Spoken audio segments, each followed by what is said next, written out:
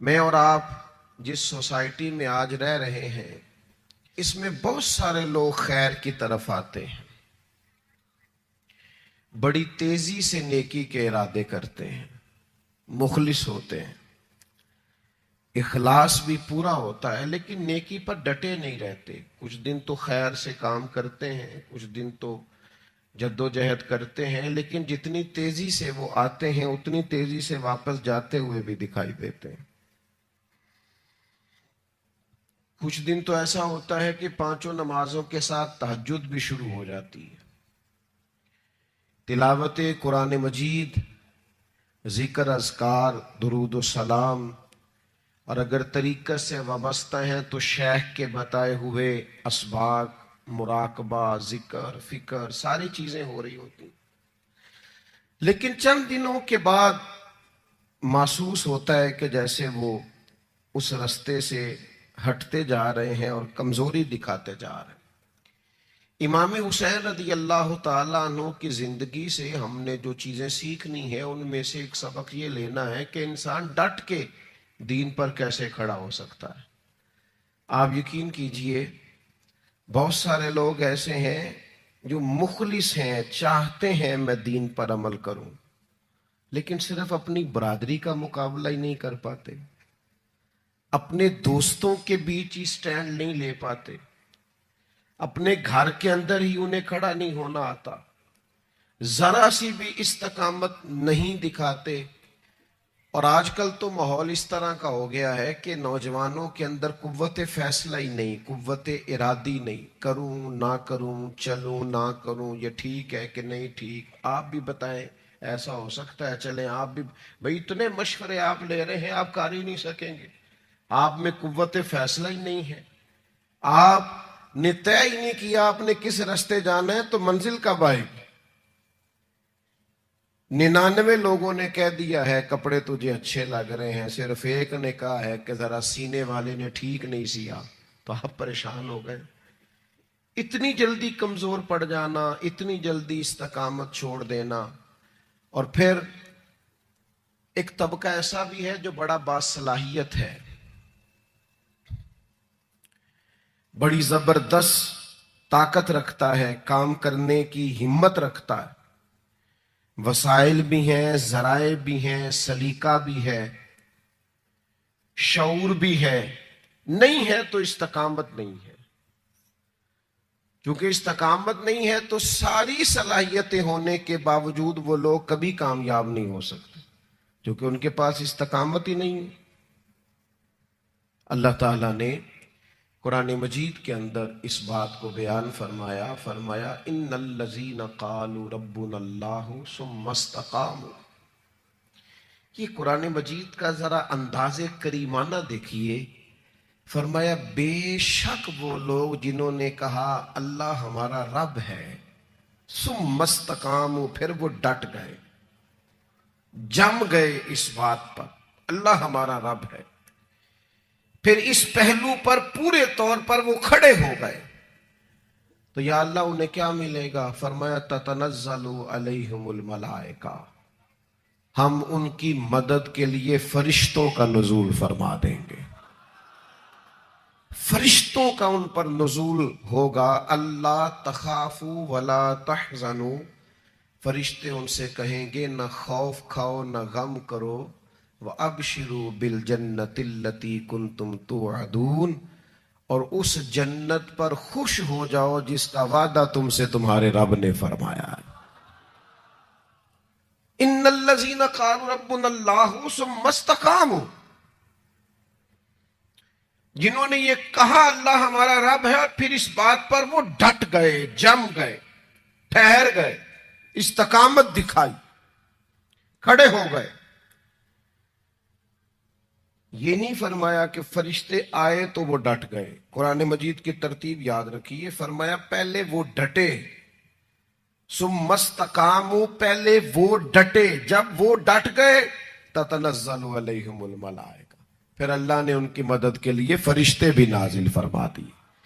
پہلے تمہیں ڈٹنا ہے، فرشتے بعد میں آئیں گے،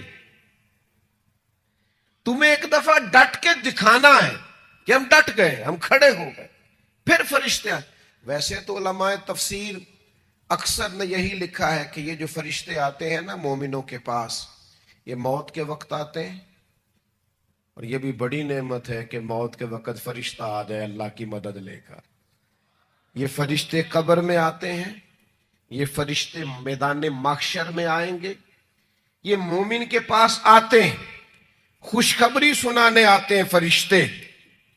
لیکن صاحب تفسیر روح المعانی فرماتے ہیں نہیں بھائی، صرف قبر، حشر اور قیامت میں نہیں آتے، یہ زندگی میں بھی آتے ہیں.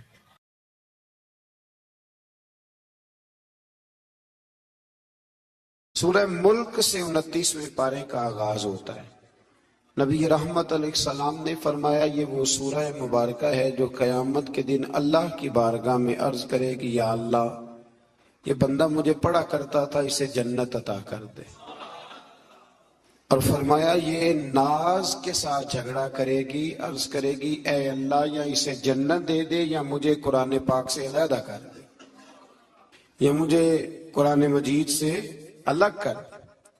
تو سورہ ملک سے آغاز ہو رہا ہے. ارشاد فرمایا تبارک الذی بیدہ الملک، بڑی برکت والی ہے وہ ذات جس کے قبضے میں سب جہانوں کی بادشاہی ہے.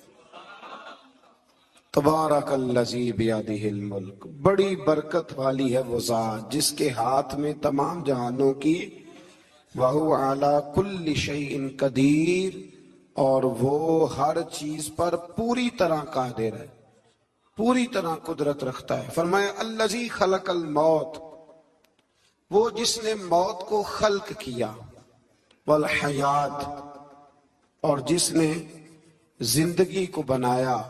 کس لیے؟ لیبلوکم ایکم احسن عملا، تاکہ تمہیں آزمائے کہ تم میں سے کس کا عمل بہتر. موت اور حیات، پیدا ہوتا ہے انسان، جوان ہوتا ہے، بڑا ہوتا ہے، پڑھائی کرتا ہے، کاروبار کرتا ہے، پتہ نہیں کون سے بد و جزر زندگی میں دیکھتا ہے. تو اللہ نے فرمایا اس کا ایک مقصد ہے. مقصد یہ ہے کہ پتہ چلے تم میں سے اچھے عمل کون کرتا ہے. تو ہم یہاں عمل کرنے آئے ہیں. قیامت کے دن جو بات ہوگی وہ اعمال کی ہوگی، مکان جائیداد کار کوٹھی کی بات نہیں ہوگی. تو اعمال، اچھا عمل، احسن عملہ کے تحت مفسرین نے لکھا ہے کہ کام نیکی کا جب بھی کرو ذرا زیادہ ہی اچھا کر کے کرو. وضو کرو تو سونا کر کے کرو، نماز پڑھو تو ذرا آج گئے پڑھنی جو ہے تو اب ذرا سونی کر کے پڑھو.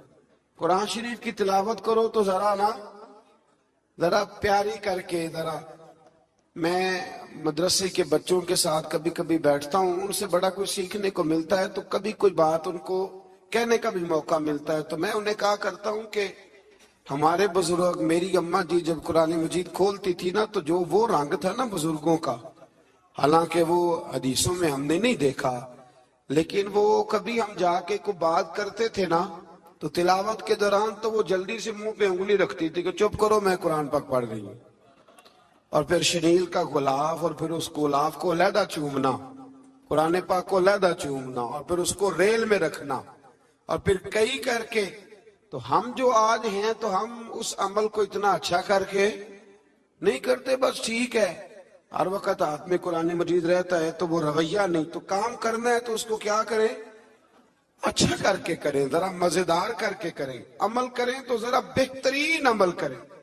لیکن نبی کریم نے یہ نہیں فرمایا کہ میں تمہیں اخلاق سکھانے آیا ہوں، فرمایا میں اخلاق عالیہ کی تکمیل کرنے آیا ہوں. یعنی جو بڑا اخلاق ہے نا، احسن ترین عمل، اس کا میرے نبی پاک نے درس ارشاد فرمایا. اس کا ایک صحابی نے پوچھا یا رسول اللہ صلی اللہ تعالی علیہ وسلم بہترین عمل کون سا ہے؟ بہترین عمل. تو حضور نے فرمایا بہترین عمل اس بندے کا ہے عمر لمبی ہو پر کام سارے اچھے ہوں. یعنی تو احسن طریقے سے زندگی گزارے، اچھے طریقے سے تیرا وقت گزرے. تو عمل جب بھی کرے نا، دیکھے نا صدقہ اور خیرات کرنا ہے تو تانگ آ کے بھی تو کرنا ہی ہے نا، اور غریب کو 10 چکر گھر میں لگوا کے بھی تو کرنا ہی ہے نا، اس کو 6 دفعہ ڈانٹ کے بھی تو کرنا ہی ہے. تو کرنا ہے تو لہذا صحیح کر کے کر دو. مطلب وہ گھر میں خاتون خانہ نے کپڑوں کے لیے پیسے مانگ لیے تو 1.5 گھنٹے کے لیکچر کے بعد بھی تو دینے ہی ہے نا. کیا خیال ہے آپ کا؟ تو اگر وقت پہ دے دیے جائیں تو چلو معاملہ ذرا، یا تو نہ دیں، بات ختم ہو گئی. تو اگر آپ نے 1.5 گھنٹے کے شدید احتجاج کے بعد بھی دینے ہی ہیں تو پھر یہ ہے کہ عمل کو اچھا کر کے کر لیں، ذرا اس میں خوبصورتی رہتی ہے. اللہ تعالیٰ سمجھنے کی توفیق عطا فرمائے. بڑے خوبصورت مضامین ہیں اس سورہ مبارکہ میں. آیت نمبر 19 میں اللہ نے فرمایا کہ کیا انہوں نے اپنے اوپر کبھی پر پھیلائے اور کبھی پر سمیٹے ہوئے پرندوں کو نہیں دیکھا؟ کیا تم نے کبھی دیکھا نہیں کچھ پرندے اوپر اڑتے ہیں تو پر پھیلائے ہوتے ہیں اور کچھ نے پر سمیٹے ہوتے ہیں؟ تو فرمایا ان کو فضا میں رحمان کے علاوہ کوئی روک نہیں سکتا.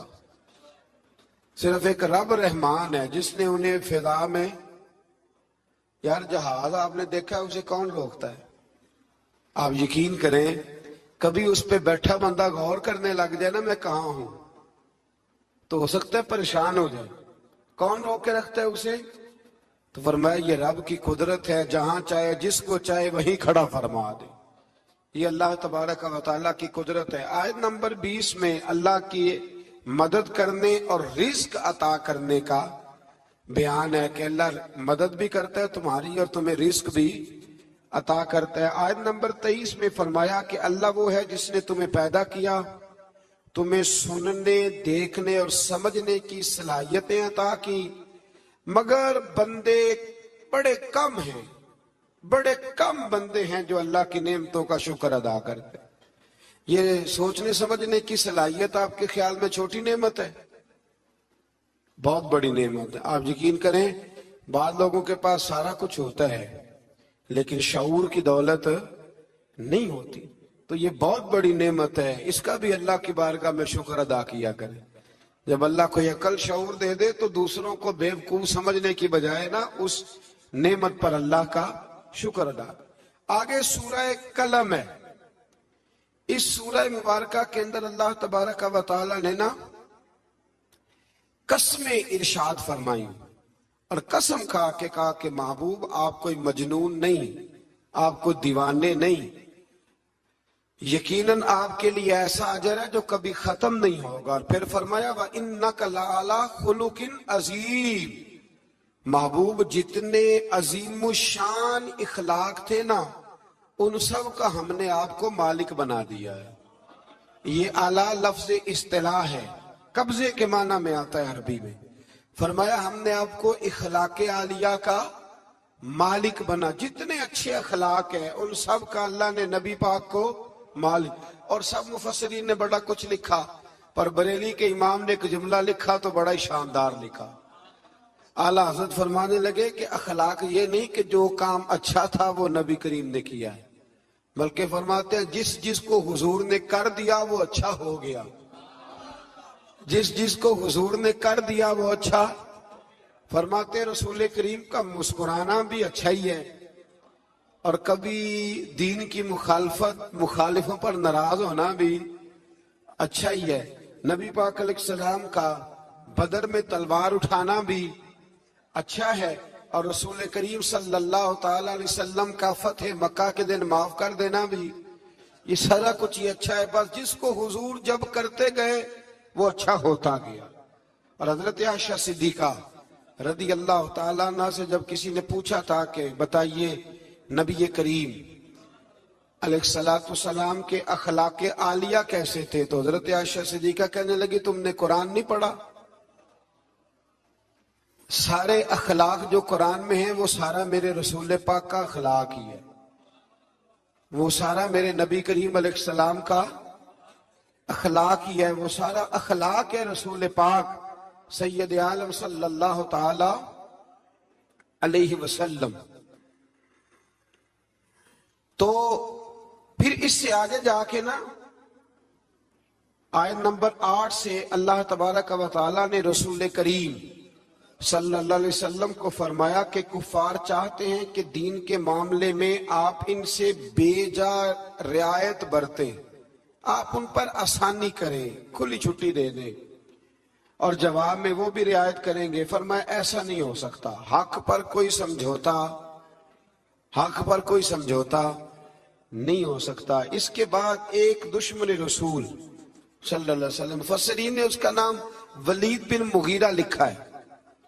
اس نے نبی پاک علیہ السلام کی گستاخی کی تھی, تو اللہ نے اس کے 9 عیب 9 کبھی باتیں قرآن میں بیان کی. بڑی باتیں ارشاد فرمائی. فرمایا جھوٹی قسمیں کھاتا ہے, نکتہ چینیاں کرتا ہے, سخت منع کرنے والا ہے بلائی سے, اور حد سے بڑھنے والا. اور آخر میں فرمایا اتلم بعد ذالک الزنیم. فرمایا یہ نہ ہے ہی بد اصل, اس کی اصل میں ہی مسئلہ ہے. یہ کتنی سخت بات ہے. جب نبی کریم کے بے ادب کی بات ہوتی ہے تو پھر باتیں سخت ہی ہوتی ہیں. یہ قرآن مجید نے سخت باتیں. فرمایا کہ یہ اس کی اصل میں ہی مسئلہ ہے محبوب. اس نے ایک بات کی تو اللہ کریم نے 9 اس کی کبھی اوصاف بیان فرمائے.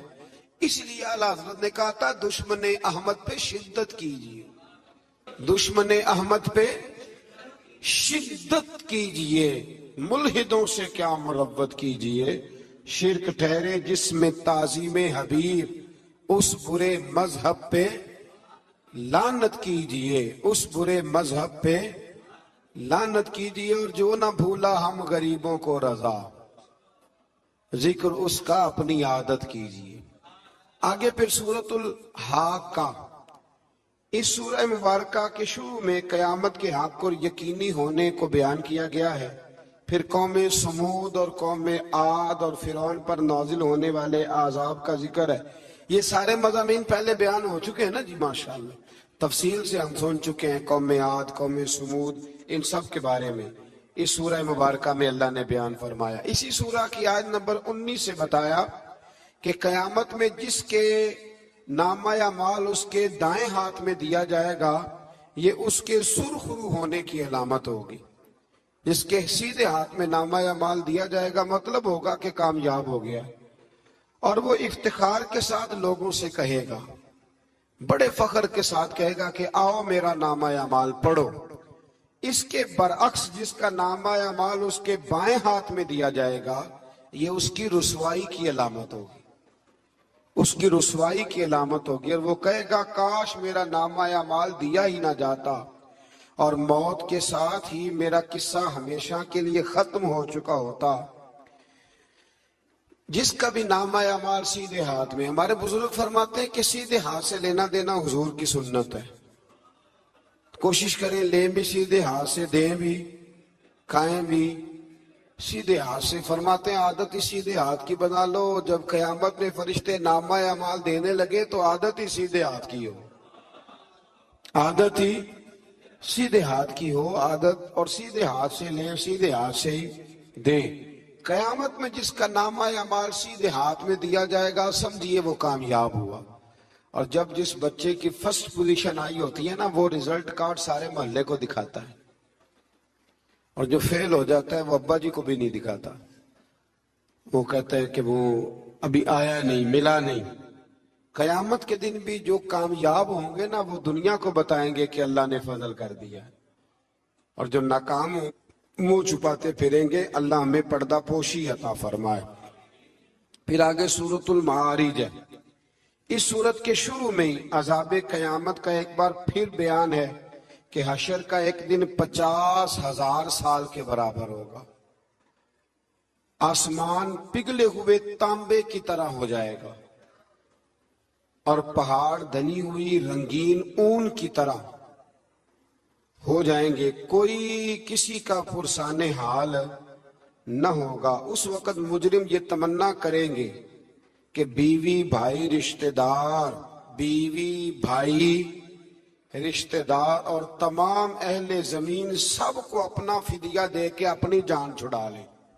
سب کو دھونس دے آگ میں, لیکن اپنی جان چھڑا لیں. اس دن انسان کا یہ حال ہوگا. یہ جو کچھ لوگ, میں نے پہلے بھی کہا تھا کہ کچھ لوگ نا مذاق اڑاتے ہیں قیامت کے عذاب کا, قبر کے عذاب کا. یہ بات درست نہیں ہے. دیکھیں نا کہ اللہ تعالیٰ نے قرآن مجید کی واضح آیات میں عذاب کا ذکر فرمایا ہے. کیوں فرمایا ہے؟ کہ لوگ اس عذاب سے ڈرے، اس سے بچنے کے لیے تیاری کریں، یہ بیان فرمایا.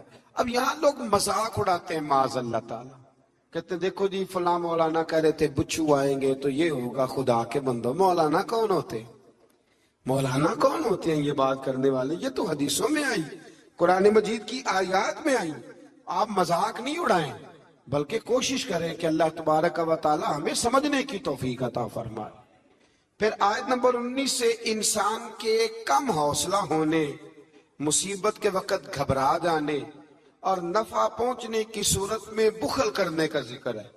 فرمایا بڑے کم حوصلے والا ہے، مصیبت کے وقت گھبرا جاتا ہے، اور اگر اسے ہم نفع دیں نا تو جب نفع ملے تو چاہیے تھا نا سخاوت کرتا، تو اس وقت کیا کرتا ہے؟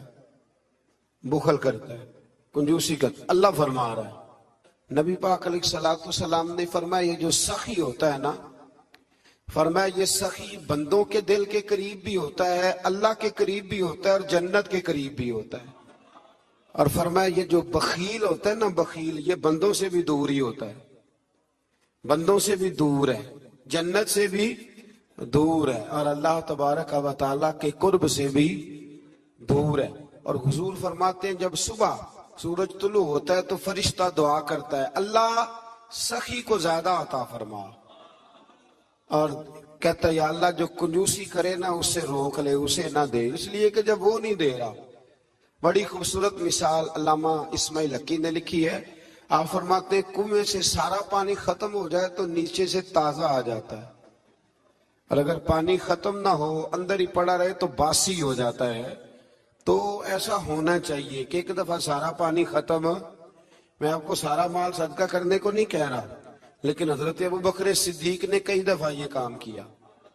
ہجرت کی رات بھی سارے پیسے ہی لے گئے، تبوک کے دن بھی سارے پیسے خرچ کر دیے. حضور نے اعلان کیا تو سارے پیسے ہی. مولانا حسن رضا صاحب فرمایا کرتے تھے اعلیٰ حضرت کے بھائی، بیاں ہو کس زبان سے مرتبہ صدیق اکبر کا کہ محبوب خدا محبوب ہے صدیق اکبر کا، اور لٹایا راہ حق نے گھر کئی بار اس محبت سے کہ لٹ لٹ کر حسن گھر بن گیا صدیق اکبر کا. لٹ لٹ کر حسن گھر بن گیا صدیق اکبر کا. تو کنجوسی سے بچنے کی کوشش کریں. ہاں اسلام فضول خرچی سے منع کرتا ہے، فضول خرچی نہیں کریں، لیکن جہاں خرچ کرنا ہو وہاں سے کنجوسی بھی نہ کریں. پھر اس سے آگے سورہ نوح کا ذکر ہے. اس سورہ کے شروع میں ہی نوح علیہ السلام کا اپنی قوم کی طرف مبعوث ہونے پر قوم کو اللہ کی عبادت کی دعوت دینے اور گناہ چھوڑنے کا ذکر ہے. پھر حضرت نوح علیہ السلام نے جو اپنی قوم کے بارے میں اللہ سے فریاد کی کہ اللہ یہ نہیں مانتے، پھر عذاب آیا، تو اس ساری بات کا اللہ نے سورہ نوح کے اندر ذکر فرمایا. پھر آگے سورۃ الجن ہے، سورہ جن. میں نے آپ کو پچھلے کچھ اسباق میں بھی بتایا تھا کہ جن نبی کریم علیہ السلام کے غلام تھے، حضور کا کلمہ پڑھتے. جنات مسلمان ہوتے، بلا وجہ کسی کو تنگ نہیں کرتے. ہمارے ہاں جتنا شور ہے نا جنات کے آنے کا، اتنے آتے نہیں. اتنا کالا جادو ہوتا نہیں جتنا کہ ہم لوگوں نے سمجھ لیا ہے. قرآن مجید کی آخری 2 سورتیں پڑھیں، اللہ اپنی رحمت فرمانے والا ہے، اللہ کرم نوازی کرنے والا ہے. اس صورت میں اس امر کا بیان ہوا ہے کہ جنات جو تھے وہ عالم بالا میں خبروں کی سن گن کے لیے، خبریں تلاش کرنے کے لیے جایا کرتے تھے، مگر اب وہ وقت آ گیا ہے کہ عالم بالا میں ان کا داخلہ بند کر دیا گیا ہے. ایک وقت تھا کہ جنات خبریں سننے گننے کے لیے چلے جاتے تھے، اب ان کا داخلہ اب وہاں کی خبریں بتا سکتے. یعنی کو بابا جی اگر کہہ دینا کہ مجھے جین نے بتایا ہے کہ تیری اتنی روزی ہے، اتنی باندھ ہے، تب تو مر جائے گا، تو یہ بات اس لیے درست نہیں کہ اب جنوں کا وہاں جانا ویسے ہی بند ہو گیا. تو اب بابا جی تو آپ کو پتہ ہے نا یہ بھی کہہ دیتے ہیں اللہ ماشاءاللہ کہ وہ چیزیں پیسے مانگتی ہیں. یعنی بڑی بڑی عجیب فلسفے کے ساتھ نا وہ چیزیں پیسے مانگتی ہیں. تو میں نے کہا مطلب چیزوں کا پیسے مانگنا تو سمجھ میں نہیں آتا. یا پھر کوئی ایسی بات بتا دی جاتی ہے کہ جس سے وہ پیسے دینے والا ماحول بن جاتا ہے. تو فرمایا اب ان کا وہاں جانا بند ہے، اور جو بھی جاتا ہے محافظ ان کا راستہ روک لیتے اور آگ کے گولے ان پر برسائے جاتے ہیں اگر آسمانوں پر جانے کے جن کوشش کریں.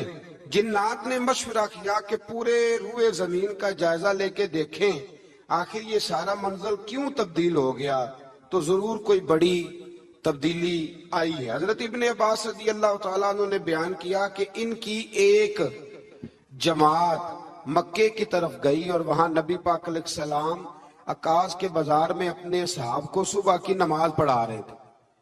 انہوں نے یہ قرآن سنا اور پھر جن جا کے دوسروں کو کہنے لگے کہ ایسا قرآن سن کے آئے کہ جیسا کبھی نہیں سنا. تو آؤ پھر محبوب کریم کی بارگاہ میں چلتے، خود بھی مسلمان ہوئے اور اپنی قوم کو بھی اسلام کی دعوت دی.